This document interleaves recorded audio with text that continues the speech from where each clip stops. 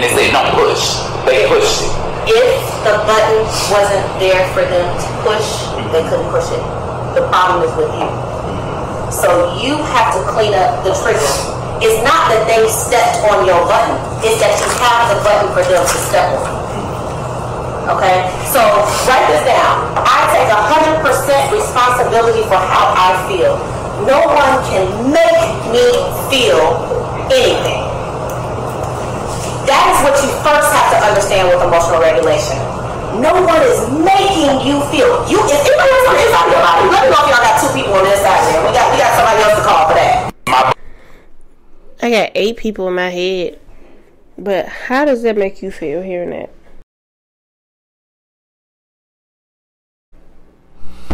She don't know what real life look like, and it's not that simple to control your button when people coming out with the main purpose to push your button or try to push you over the edge.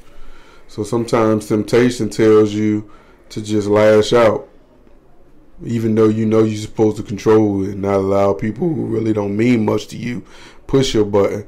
But in some instances, there's a lot of stress developed in today's workforce that can limit the ability to be able to maintain your peace 24/7 as it relates to working for that employer. Sometimes you got to pop out and show niggas.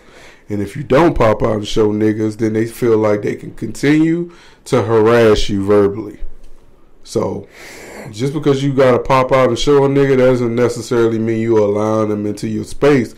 You just letting them know don't play with you. And that's my opinion on that matter. Okay. You gotta pop out and show niggas.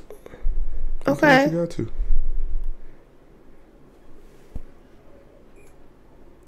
So, okay. Because every time I say something, you had an ad lib to go along with it. I hear what she's saying, but I feel like it's more, like how you say, it's more to it. Because what if somebody has these feelings or these triggers because of trauma? So therefore, as they get older, until they address it, it's always going to be a trigger. They're going to have that button. Versus somebody who possibly didn't have any trauma as a child and they grew up with the fancy lifestyle. Whatever is considered a trigger or a problem for them is something they possibly created on their own as they got older, whether it be being a bully or being a popular kid when you actually have like trying to cover up something. So I kind of feel what she was saying, like as far as not allowing people, why do you have a trigger? But you can't get rid of that until you get older and put yourself in that space to be able to have that fuck it, like nothing nobody say or do really will bother me. But that's kind of hard for somebody who's had trauma and that's all they know. It's like a survival tactic.